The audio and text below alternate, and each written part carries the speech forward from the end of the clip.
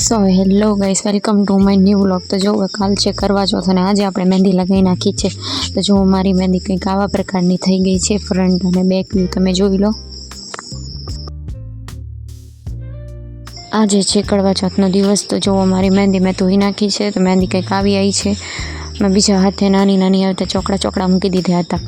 આપણે કરીશું પૂજાની થાળી રેડી। તો આપણે થાળી લઈને નીકળી પડ્યા છે। પછી આપણે બધા પ્રકારના ફૂલ લઈશું। તો જો મેં ફૂલ લઈ લીધા છે બધા, અને બીલીપત્રના પત્તા પણ લીધેલા હતા।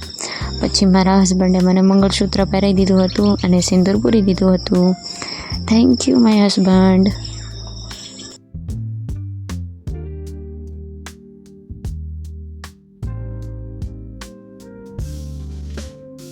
પછી જો પૂજાનો પાઠ મૂકી દીધો હતો। આપણી પાસે તો અહીંયા જેટલી વસ્તુ છે એમાં એટલામાંથી જ આપણે પૂજા કરવાની છે।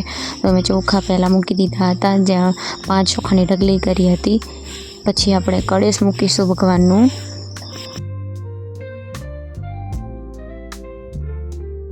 તો જો હવે આપણે ચોખાની 5 ઢગલી કરીને પછી આપણે કળશ મૂક્યું હતું। કળશ પછી ભગવાનની મૂર્તિ પૂજાવો, પછી દીવો કરવાનો હોય છે, અને પછી આપણે કરવામાંની પૂજાની વાર્તામાં વાંચવાની હોય છે। જો મેં આજે રાખ્યું છે એ ગુલાબ જળ છાંટેલું હતું, જે ભગવાનને છાંટવું પડે આપણે રોઝ વોટર। પછી કંકુના છાંટડા નાખ્યા હતા। આવી રીતે જો ભગવાનને પવિત્ર જગ્યા બનાવવી પડે આપણે।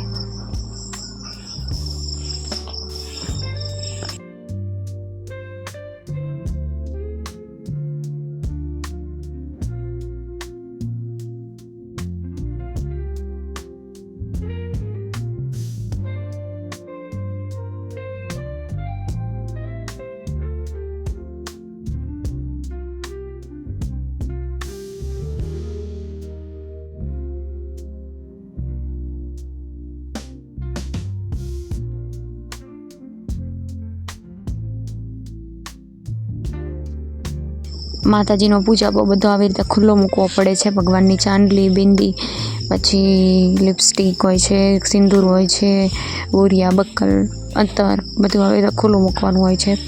પછી આપણે જો દીવો કર્યો હતો, તો પછી મેં દીવો પ્રજ્વલિત કર્યો હતો।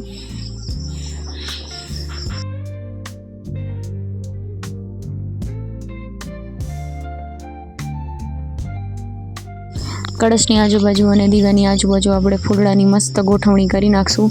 પછી આપણે છે ને વાર્તા વાંચી હતી, આ વાર્તાની ચોપડી આગળ હતી નહીં આપણી પાસે, તો આપણે મોબાઈલમાંથી જ ભગવાનની આ વાર્તા વાંચી લીધી હતી। કરવા ચોથનું વ્રત રહેવાની મજા આવે છે ગાઈસ। બધાને એવું લાગે છે કે ભૂખ લાગે, પણ સાચી રીતે રહીએ ને આખો દિવસ તો ક્યાં જાય તો ખબર જ નથી પડતી।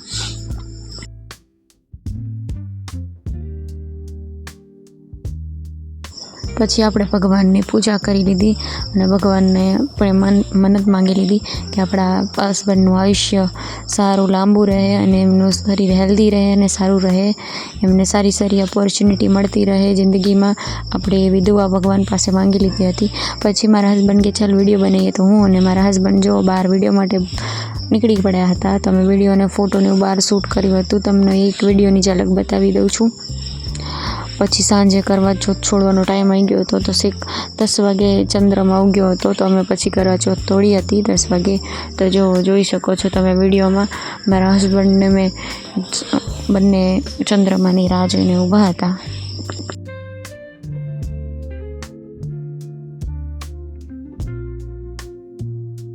તો ચંદ્રમાં નીકળી ગયો હતો।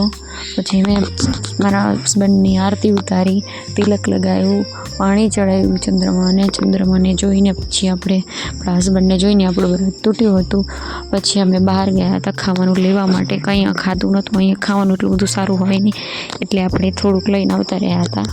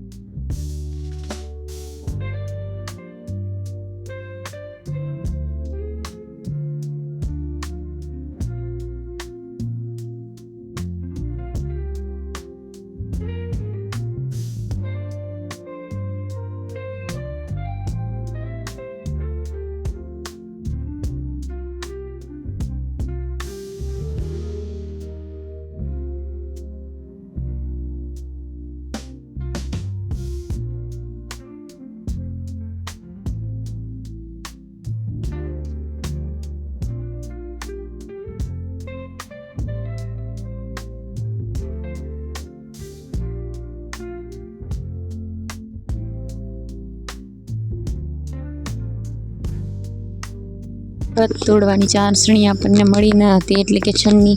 તો આપણે પ્લાસ્ટિકની છન્નીથી કામ ચલાવ્યું હતું. મારા હસબન્ડ કે અહીંયા સ્ટીલની છન્ની ક્યાંય મળતી નથી, તો આપણે પ્લાસ્ટિકની છન્નીમાં ચંદ્રમાને જોઈને, આપણા હસબન્ડને જોઈને આપણો વ્રત તોડ્યું હતું.